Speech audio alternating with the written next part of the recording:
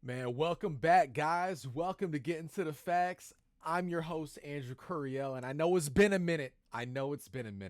And I'm sorry it's been so long, but I went from working at home where I could get these episodes in on my lunch break and stuff like that to going back into the office. Don't worry, they're paying me well enough to go back into the office. But because of that, it just made it very hard to be able to figure out a schedule to get these videos out. So I'm back at it. I got my camera set up. We're going to be tweaking the camera a little bit here and there. I'm using an HDMI output now, so hopefully the picture is a little bit better, but I'm going to still tweak it as much as I can to make it, even better as we go on, guys. But again, thanks for holding with me. We still got 190 subscribers like I had when I left, so I appreciate you guys for not unsubscribing. And we're going to keep getting back at it. I'm going to keep getting these videos out on a regular basis. So let's get right to the facts on this. All right, guys. But we got a big one to deal with right now. We got an absolute big one to deal with right now. And this is when it comes to Joe Biden and his cancer diagnosis. I mean, look, I feel bad for anybody who gets diagnosed with cancer. But when you are the president of the United States and you have the best medical care in the country and arguably the world, knowing that we are the leading superpower in the world, you have the best medical care in the country and you don't know you have stage 4 prostate cancer until now, 100 to almost 200 days since you left office. I don't buy it. I don't buy it whatsoever. So we're going to get into the facts, guys, and really see what this is about, all right? But let's get into this first article here that we got. And this is Biden did not get prostate cancer diagnosis before last week, spokesman says. And first off, guys, I mean, if you've been around the block at least a little bit, you know not to believe by their own words a spokesman. Okay, you don't listen to a spokesman. I mean, you listen to them, but you don't really take what they say to heart, until you do some extra research on that, right? So let's get into this. But former President Joseph R. Biden Jr. had never received a diagnosis of prostate cancer before last week, his spokesman said on Tuesday, pushing back against speculation that there had been some sort of cover up around the illness. The spokesman, Chris Meager, also said Mr. Biden's last known prostate specific antigen test, the most common way to screen for prostate cancer, was in 2014. Mr. Biden had been 71 or 72 years old at the time.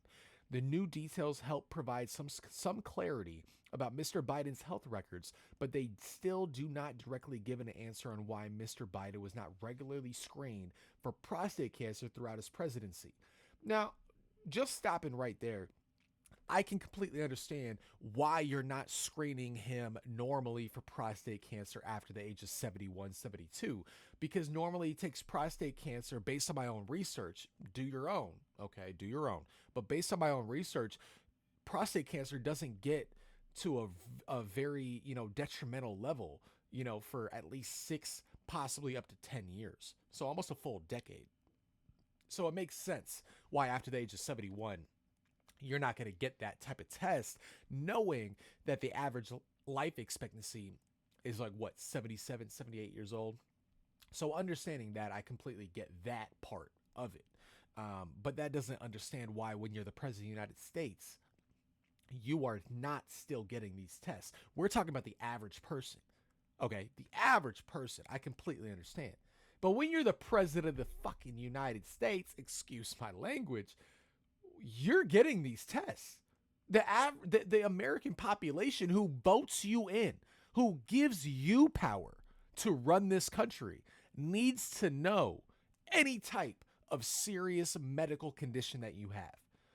And especially if you've had it, since you got elected, which is hearsay. It's worthy of speculation, knowing what doctors are saying about prostate cancer. Okay, so let's get back to the article here. But the new details help provide some clarity, blah, blah, blah, blah, blah. Mr. Meager did not respond to that question, and Kevin O'Connor, Mr. Biden's doctor in the White House, did not respond to inquiries. Interesting. But allies of Mr. Biden, 82, and medical experts point to guidelines that advise against PSA screenings for men over the age of 70. The guidelines vary slightly across different medical organizations, but doctors generally agree that men of an advanced age should not automatically be screened for prostate cancer. And again, Of course, they should not automatically be screened for prostate cancer. But when you are the president of the United States of America, Lord baby Jesus, I hope every president, I don't care how old you are, still get screened for prostate cancer or any other type of cancer that you might have. Like, the American people need to know if their president is compromised. They need to know. And it's just a shame that they were trying to run him for a second term, and they did not disclose that he's been dealing with prostate cancer until over 100 days after he lost the election. I mean, if you want to talk conspiracy theories, that's where the whole conspiracy theory bubble, comes into light. How are you even going to adequately tell people, like, oh no, we did not know he had cancer until just now? Stop it, guys. Stop it. Like, there's no way in this world you're going to convince me of that. But let's keep going. But Mr. Biden was not just the average American, of course. And his diagnosis of stage 4 prostate cancer has raised the question, should the oldest president in American history have gone beyond those guidelines? Of course he should have. Mr. Biden until July was also running for a second term in office, and had he won, he would have been 86 years old at the end of his second term. And again, guys, he would have had prostate cancer because he already had it when he was running, at least at the very minimum. And I'm being so nice about this, okay? I'm being so nice, but at the very minimum, he had prostate cancer when he said he was running for a second term. That's gotta be worrying, guys. That's gotta be worrying. And, when we talk about stuff like this, like, I don't care what side of the aisle you're on. You should not. I don't care if you, I guess if you think Donald Trump is going to just take away, all democracy in the United States, and he's going to run like a dictator, and he's going to be the next Adolf Hitler, I guess you might want someone who's got prostate cancer and who isn't even there mentally to run the country. Maybe. But if you decide to do that and you listen to the propaganda that Donald Trump is Hitler and he doesn't care about the average American, you are so ill-informed that you should not even vote. You're being ran based off your emotions so much to where you can't think critically and think logically, because Donald Trump has done nothing that you can point to that is authoritarian or taking away democracy. If anything, he's trying to bring our country back to more of a democratic system, because the Democratic Party, the DNC, has not allowed the Democrats, has not allowed the Democrat portion of this country to even vote on their primary candidate since Obama. Think about 2016. Bernie Sanders should have been the nominee for the Democratic Party, and they cooed him and said, no, we want Hillary Clinton. Forget your populist movement. And a lot of those people that were going to vote for Bernie ended up voting for Trump because, again, Trump might be a Republican now, even though he's been a Democrat his entire life. He might be running as a Republican, but he has populist viewpoints that go towards a Bernie Sanders type of a voter. And that is what happened then. And there's never been a fair primary ever since then. Ever since. Because Bernie Sanders got cooed again in 2020. Bernie Sanders would have won the Democratic Party nomination if it wasn't for all the other candidates falling in line and saying, we nominate Joe Biden. We're going for Joe Biden. Joe Biden. Bernie Sanders just fell in line. And it really shows you the type of person Bernie Sanders is. And he's not that populist person who cares about the people as much as he cares about making sure he doesn't lose his status within the Democratic Party. And that is why Donald Trump became president. He didn't care about the Republican norms. Okay? He didn't care about any of that. He wanted to make a change to bring us back to a more democratic approach and a more America first approach of this country. And a lot of normal people, like view that as the right way to go. You know what I mean? So let's watch this, guys. I got a couple video clips here of really just going over, and we got this doctor that's really going over the medical diagnosis and how advanced it is and how unlikely it is that he didn't know at all that he had prostate cancer until 100 days ago. So let's watch this and see what it's about. Dr. Michael Grasso, chairman of the Department of Urology at Northwell Phelps Hospital. Dr. Grasso, thank you for joining us. And I think the first question that we all have is, how serious is the former president's cancer? How serious is this diagnosis? Good morning. Thanks for having me.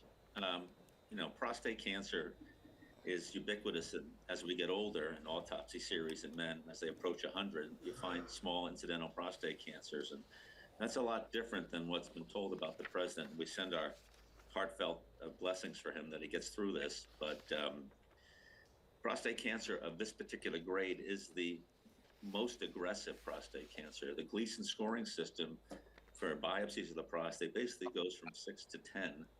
And only a small minority of prostate cancers, let's say less than 5%, are Gleason 9s and 10s. So this is the most aggressive form of prostate cancer that we see, and it requires very aggressive treatment.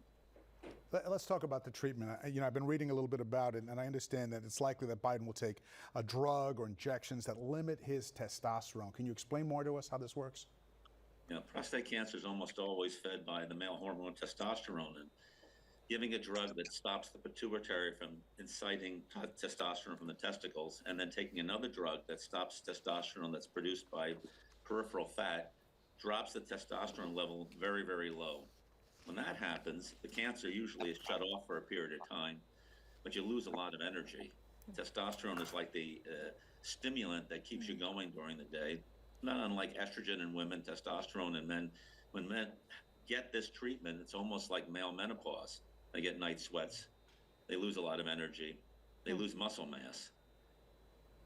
But it treats the cancer, so that's the trade-off. Well, it stops it temporarily. Okay. This particular grade of cancer, if it is Gleason 9, often requires not only hormonal therapy, but often chemotherapy at the same time. Taxol or Taxotere is commonly given with testosterone blockers to help treat the tumor. And in some men, radiation is applied to either the metastases, if they don't shrink, or the gland itself. So with Gleason 9s, usually it's all three treatments are placed on the patient. It's taxing. Yeah. It's taxing for an 82-year-old. And so is age a factor then in exactly what they will ultimately decide to do, how they'll ultimately decide to treat Mr. Biden? Yeah, it's a risk-benefit ratio, I mean, you're going to start out with the hormonal therapy and see how he tolerates it. And then I'm sure that they're doing genetic markers on the tumor itself to see if there's other treatments that could be employed. And then they may offer him chemotherapy and radiation down the road. It's in a stepwise fashion over the course of months. Dr. Michael Grasso, chairman of the Department of Urology at Northwell Phelps Hospital. Thank you for joining us this morning and for answering our questions, something we all likely need to find out more about. Yeah. It's also a reminder. So again, guys, Gleason 9, stage 4 prostate cancer. So again, guys, I just don't understand how anyone can believe that he just got diagnosed and nobody knew about it.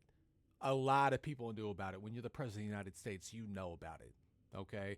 And let's go to this one other little clip I got here. Back from 2022, when Biden was having a conference out there saying something about some climate change initiative that he's doing out there in California. I believe it was in California, talking about his childhood. See if you pick this up. And a lot of people, when it first happened, they were like, they dismissed it. Like, oh, he's just old. He didn't mean him. He meant everybody else in Delaware. But you make that determination for yourself, knowing now that he's diagnosed with stage 4. Okay, it's non-curable. He has no help. There's no way in this world that he gets cured of this. Okay, let's see what you think.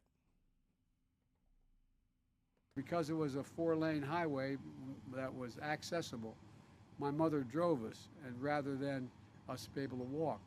And guess what? The first frost, you know what was happening? You had to put on their windshield wipers to get literally the oil slick off the window. That's why I and so damn many other people I grew up have cancer. And why for the longest time, Delaware had the highest cancer rate in the nation. Because it was a 4-lane highway that was...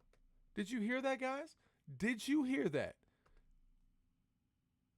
It's why him and so many others in Delaware have cancer, because Delaware had the highest cancer rate in the country. Makes you think, right? Makes you think. And again, how can you vote for a party that is willing to put someone in a compromised state in control of this country?